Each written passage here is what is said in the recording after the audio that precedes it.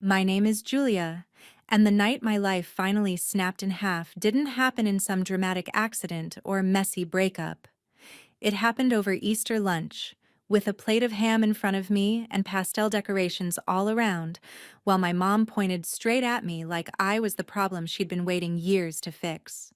1 second, everyone was laughing about something stupid, clinking glasses, pretending we were a normal, happy family. The next second, her fork slammed onto her plate, the sound slicing through the chatter.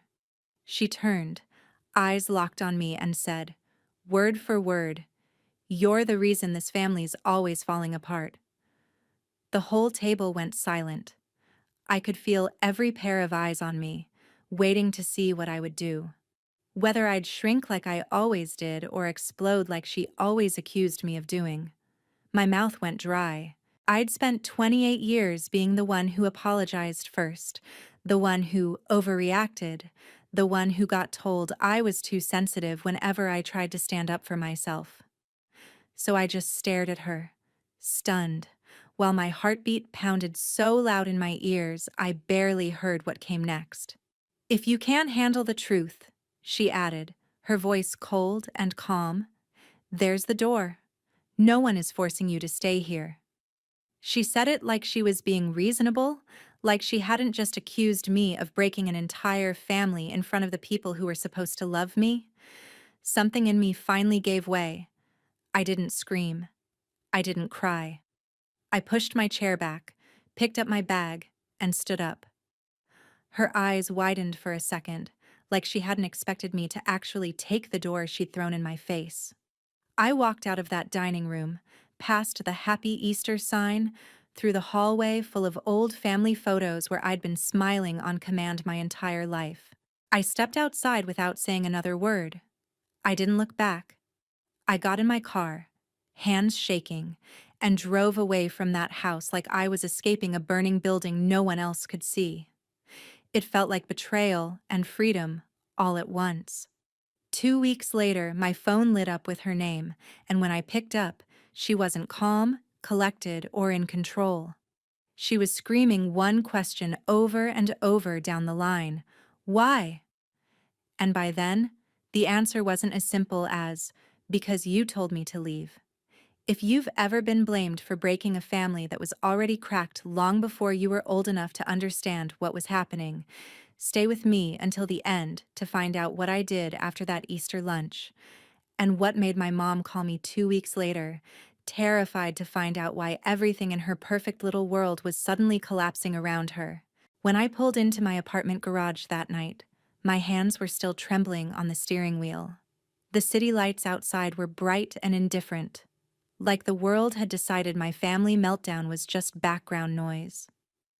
I sat there in the car for a full minute, forehead pressed against the steering wheel, replaying the scene over and over, her pointing at me, those words, that fake calm tone she used whenever she wanted everyone else to think I was the unstable one. By the time I made it upstairs to my place, my phone was already buzzing. A couple of missed calls, a few short texts. "Where did you go?" "You didn't have to be so dramatic." "Mom's upset." None of them said, "She went too far," or "That wasn't fair." That was how it had always been. She attacked, I bled, and somehow I was the one who had to explain the mess. I tossed my phone on the couch and let myself collapse beside it. For a few minutes, I just stared at the ceiling, feeling this weird mix of guilt and relief twist together in my stomach. I'd finally done it. I'd walked out. No apology. No cleaning up. No, "I'm sorry, Mom. You're right. I should have handled it better." But as the adrenaline faded, the old familiar questions crept in. Was I overreacting? Was I really the reason things were always tense? Was I the problem like she'd always implied? Another text came in, then another. A longer one from her this time, full of the same script she'd been using on me for years. How much she'd sacrificed, how ungrateful I was, how family doesn't walk out just because they hear something they don't like. No mention of the part where she humiliated me in front of everyone. No acknowledgement that maybe, just maybe, calling your child the cause of everything falling apart might be a bit much for a holiday lunch. That night, I barely slept. Instead, memories kept flashing up, the kind I'd trained myself to minimize. Her telling me, at 16, that if I left for college out of state, I was abandoning her. Her reading my messages without permission, and then acting like it was her job to protect me from my own choices. Her insisting I was too emotional whenever I cried, but also complaining that I was cold if I tried to detach. That Easter lunch hadn't come out of nowhere. It was just the first time she'd said out loud what she'd been implying for years, that the chaos orbiting our family was somehow my fault. A couple of days later, when I finally picked up a call from one of my siblings, the conversation made something very clear. My mom was already spinning her version. I was the one who stormed off, the one who made a scene, the one who ruined Easter. She had cried after I left, apparently. She had said she was only trying to be honest. She had painted herself as the victim of my sudden outburst. That was her favorite trick. Stab first, then cry loudest. The thing is, part of me wanted to believe her. It would have been easier, honestly, to just accept that I was the difficult one and keep playing my role. But another part of me, the part that had stood up and walked out of that house, was done. Done being the family scapegoat. Done absorbing blame that wasn't mine. Done letting her rewrite the story while I stayed quiet. Have you ever had that split feeling? Half of you wanting to crawl back and smooth things over, and the other half whispering, "If you go back like nothing happened, this will never stop." After a week of pretending I was fine at work and lying awake at night replaying every word she'd said, I finally did something I should have done years ago. I told someone the truth from start to finish. Not the edited version, not the "we had a little argument" version. The real one. I was sitting on my couch one evening, laptop open but untouched, when I scrolled past my boyfriend's name in my contacts. I stared at it for a solid 30 seconds. He had asked me before why I always came back from family visits exhausted, edgy, a little hollow. I'd always shrugged it off. Just family stuff. It's complicated. That was my way of protecting her. Protecting the image of our close family. Protecting the lie that she had worked so hard to sell to everyone around us. This time, I hit call. "Hey," he said, picking up almost immediately. "You okay? I've been waiting for the Easter debrief, but it never came." I laughed, but it came out brittle. "You want the short version or the version that might make you wonder how I turned out even half normal?" "Always the real version," he said. So I told him. I told him about the fork hitting the plate, the words, the door comment, the way she made me feel like I was crazy for wanting basic respect. But once I started, I couldn't stop. Easter was just the trigger. All the other moments came flooding in behind it. The time she told me my dad left because you were so difficult as a baby. The time she used my savings temporarily to cover a bill and never paid it back, then called me ungrateful when I brought it up. The years she'd compared me to my siblings and then acted like she was just being honest about my flaws. There was a long silence when I finished. "Julia," he said finally, carefully. "You know that's not normal, right? That's not just tough love or honest parenting. That's messed up." The word hung there, daring me to accept it. I'd spent my whole life hearing different labels: dramatic, too sensitive, always picking fights, never messed up directed at her. "What if I am the problem?" I asked softly. "She always says I twist everything." "If you were the problem," he said, "you'd be the one attacking people at holiday dinners, not the one walking away to protect yourself." That hit me harder than I expected. For the first time, I let myself consider a different narrative. Maybe I wasn't the broken piece. Maybe I was the one refusing to break the way she wanted. A few days later, at his encouragement, I tried something else I'd avoided: therapy. Sitting across from a stranger and unpacking a lifetime of, "This is just how my mom is," felt weird at first. I kept minimizing. It wasn't that bad. She had a hard life. She means well. But every time I excused her, my therapist gently asked, "And how did that make you feel?" And every time, the answer was the same: small, guilty, wrong. We talked about patterns, how some families need a scapegoat, someone to pile all the dysfunction onto so no one else has to look at themselves too closely.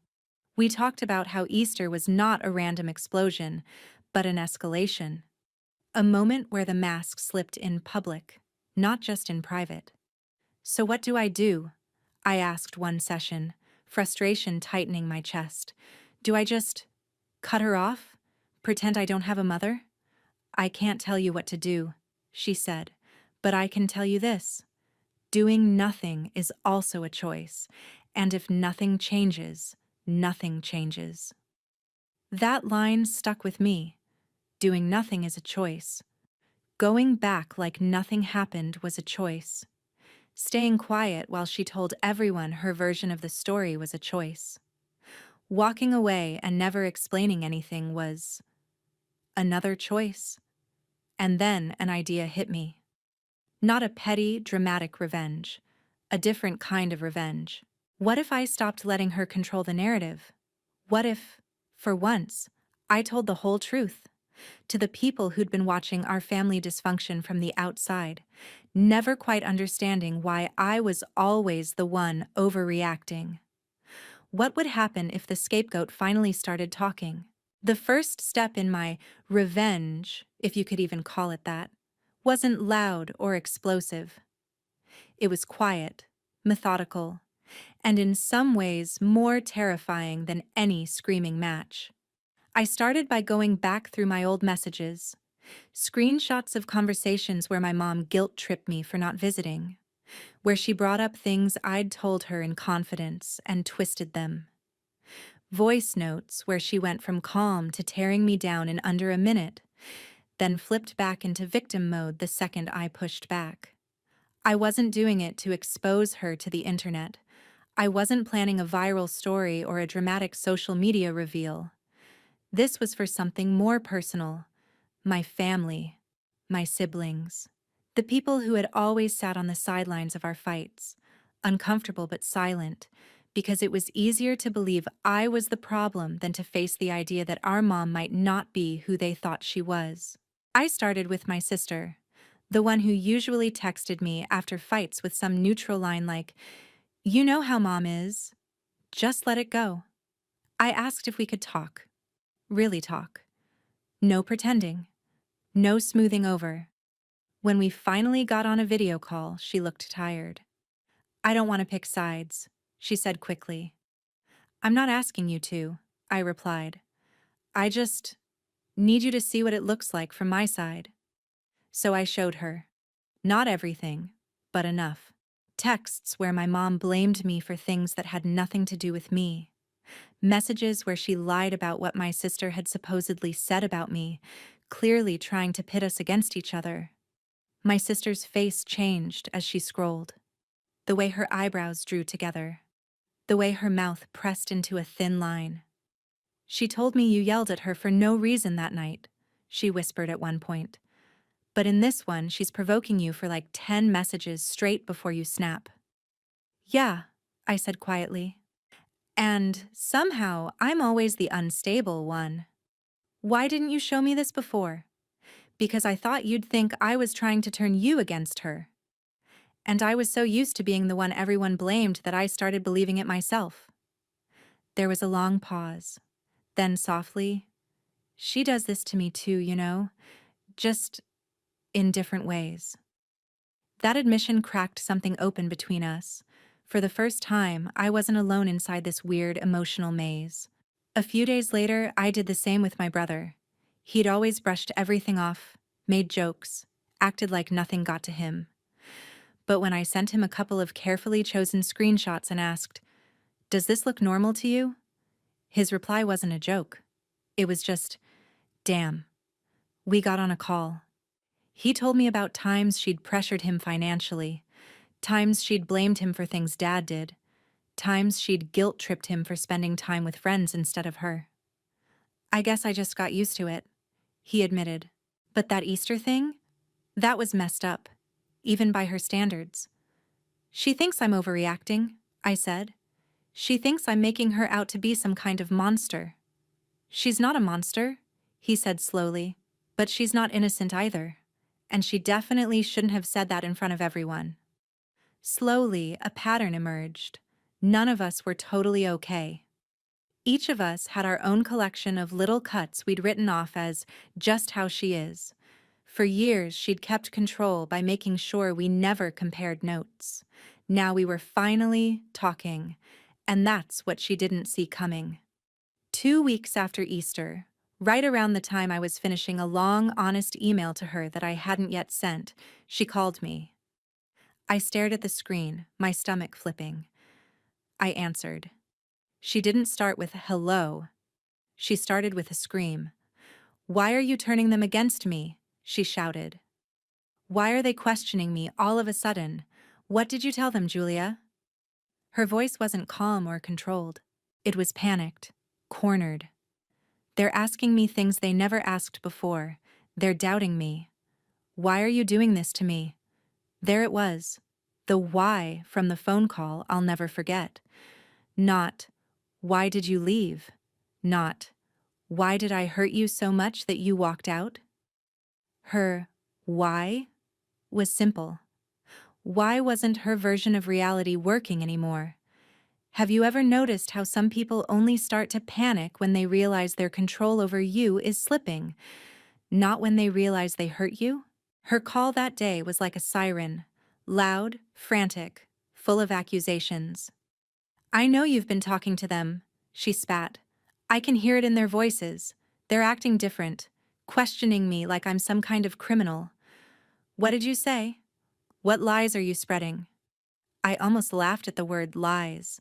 If anything, I'd tone things down. I took a breath, forcing my voice to stay calm. "I told them the truth," I said. "My truth. The things you've said to me. The way you make me feel.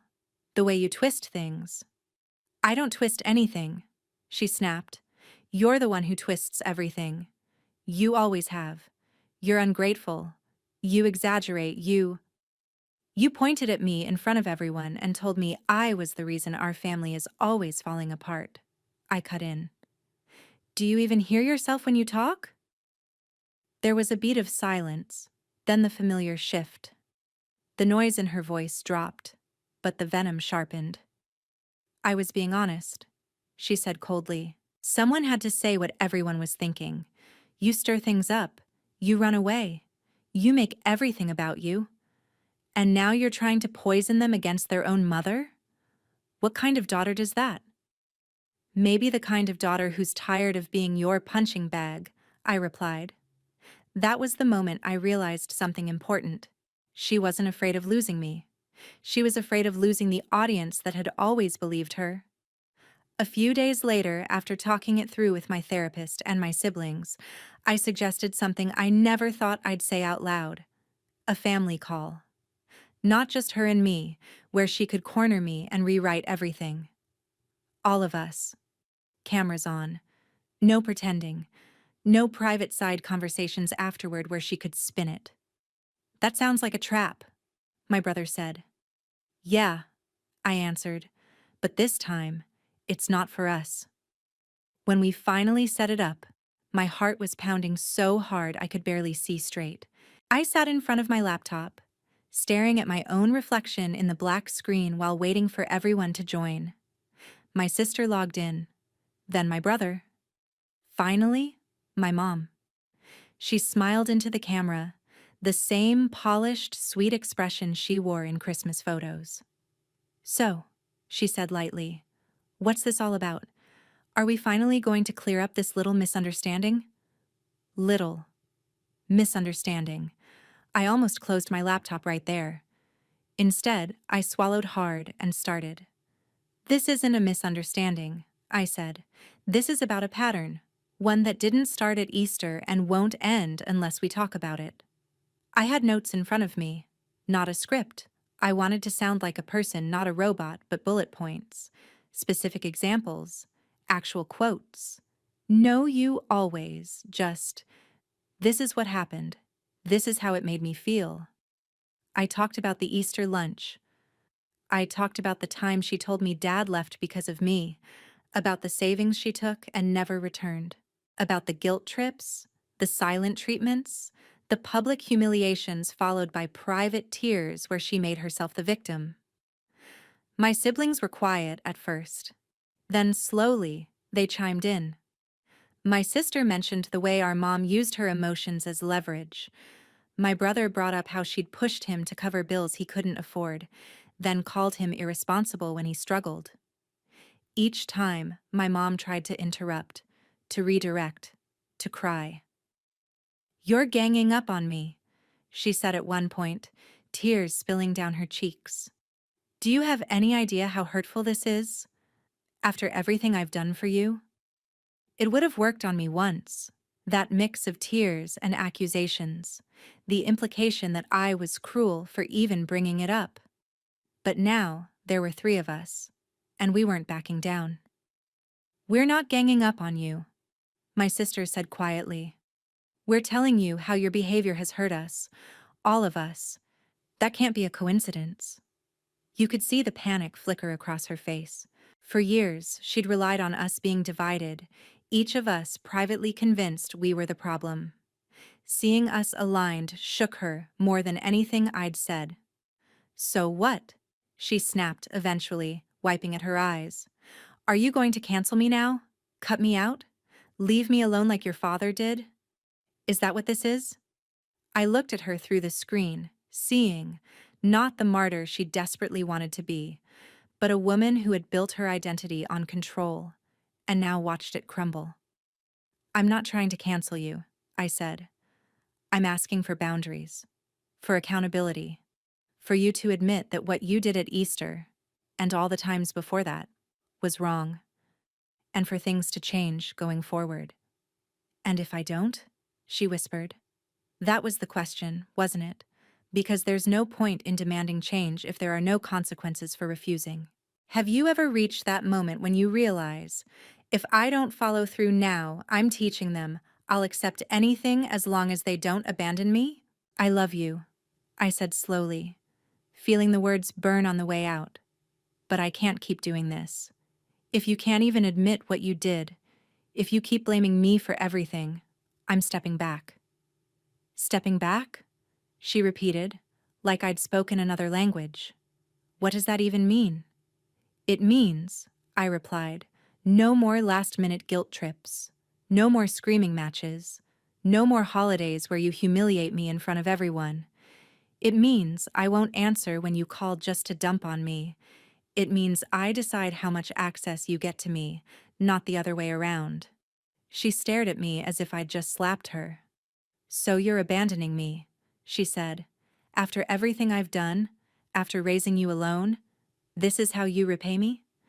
"You didn't raise me alone," my brother cut in. "You had us. You had friends. You had family. Stop rewriting history so you can guilt us." My sister nodded. "We're not abandoning you," she said. "We're telling you there are consequences. You don't get to treat us any way you want just because you're our mother." The silence that followed felt like a cliff edge. For a split second, I saw the path where she broke down, apologized, admitted she'd gone too far. But that wasn't the path she took. "If that's how it is," she said finally, her voice freezing over, "then I don't know who you all are anymore. This call is over." She clicked out before anyone could answer. The screen shifted, her square disappearing, leaving just the three of us. For a long moment, none of us said anything. Then my brother exhaled. "Well," he said, "that went great." I laughed, but there was no real humor in it. "She'll call," my sister murmured. "She always does. She'll either come back crying or come back angrier." Maybe both, I said. The days that followed were weirdly quiet. No constant buzzing from my phone. No long paragraphs about how I'd disappointed her. It was like someone had turned down the volume on my life. I kept waiting for the crash, for the big emotional scene, the dramatic show up at my door moment. Instead, what came first were whispers. A cousin texting me, "Hey, your mom called me. She says you guys are treating her horribly. Are you okay?" An aunt reaching out on social media, hinting that family is everything and life is short. Clearly, my mom had gone on a sympathy tour, but this time, instead of shutting down or trying to defend myself, I did something different. I told small, simple truths. "We had a serious talk," I replied. "We're setting boundaries. I still love her, but I'm not okay with certain things anymore." Some people backed off. Some asked more questions. A few shared their own stories of setting boundaries with difficult parents. Quietly, without fanfare, the narrative shifted just a little more away from "Julia is dramatic and ungrateful" toward "maybe there's more to this than we thought." And then came the call. Not the "why are you turning them against me" call. This was later. This was the one that woke me up at 1:17 a.m., the one where her voice was ragged, not with fake tears but with real fear. "Why aren't you answering me anymore?" she demanded. "Why didn't you call on Sunday? Why didn't you send me that recipe like you said? Why does it feel like you're all gone?" I sat there in the dark, phone pressed to my ear, feeling oddly calm. "Because," I said, "for the first time in my life, I'm choosing my peace over your approval. And I'm not going to keep pretending everything is fine just so you don't have to feel uncomfortable." "So you're punishing me," she shot back. "This is revenge." I thought about that. Was it revenge? Or was it the natural consequence of someone finally refusing to be treated like trash? "If you want to call it revenge," I said quietly, "then it's revenge through respect. For myself. For my mental health. For the life I'm trying to build." She went silent. Then, in a small, almost childlike voice, "Everyone's pulling away from me. Your brother barely returns my calls. Your sister questioned me about money. You sound different. Why is this happening?" "Because the scapegoat finally stopped playing her role. Because the script you wrote for us doesn't work anymore. Because the truth has a way of spreading once it gets a foothold." But I didn't say any of that out loud. "If you really want to know why," I answered instead, "listen to that Easter lunch in your head and imagine how you'd feel if someone said those words to you. And then ask yourself how many times you've said things like that to us. Have you ever noticed that some people only call it revenge when you start treating them with the same care, or lack of care, they've shown you for years?" The strange thing about reclaiming your life from someone like my mom is that the big dramatic moments are not the ones that change you the most. It's the quiet ones. Waking up and realizing you haven't checked your phone in a panic to see if she's mad at you today.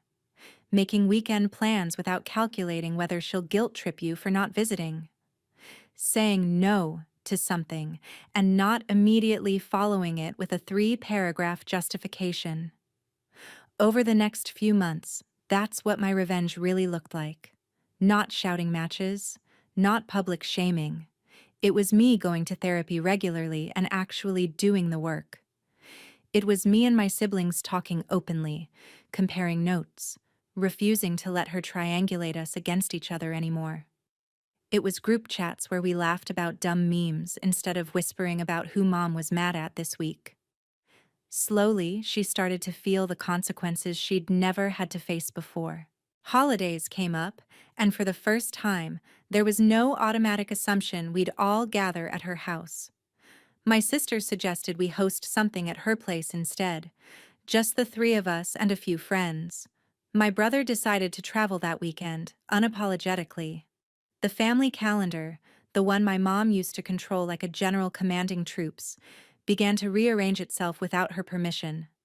She tried new tactics, of course. She sent carefully worded messages, half apology, half blame. "I'm sorry if you felt hurt," she wrote once, "but you have to understand how hard things have been for me too." That "if" hung there like a trap. I didn't bite. I replied, "I am hurt. I've told you why. When you're ready to talk without blaming me, I'm here." She left me on red for 3 days. Then came another cycle of angry calls, followed by silence, followed by more guilt-laced texts. The difference now was simple. I didn't collapse under them. I didn't rush to fix her feelings. I let my boundaries stand, even when it was uncomfortable. And it was uncomfortable. Setting boundaries is not some Instagram-worthy empowerment montage. It's sitting on your couch at midnight, fighting the urge to send a "just checking on you" text that would undo all your progress.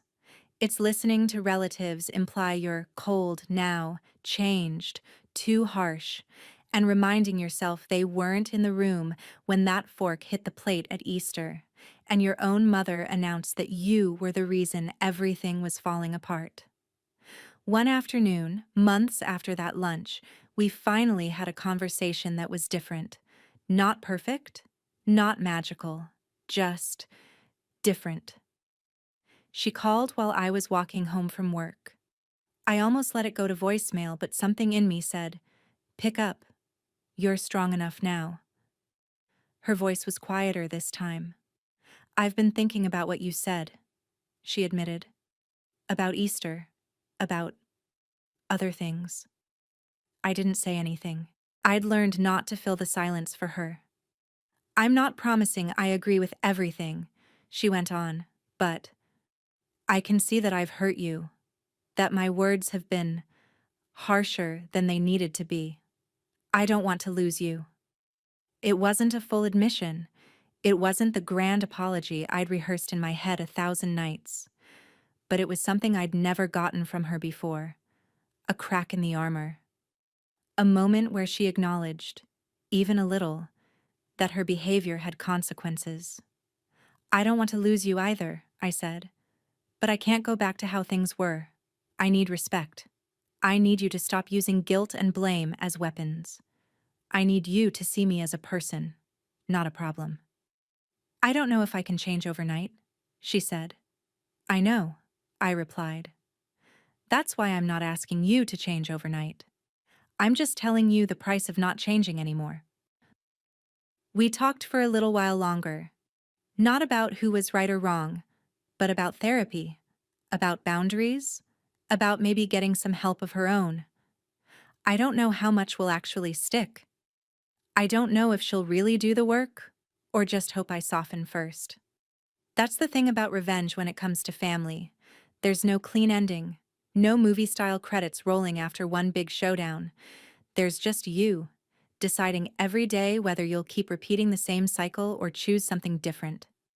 As for that Easter lunch, I still think about it. About her pointing at me, declaring me the reason our family was always falling apart. Now, though, I see it differently. In a twisted way, she was right. Just not in the way she meant. I was the reason things were falling apart. Because I stopped holding them together at my own expense. I stopped absorbing the blame. I stopped pretending. I let the fake version of our perfect family crack so that something more honest could have a chance to grow in its place. So here's my question. For you, not for her.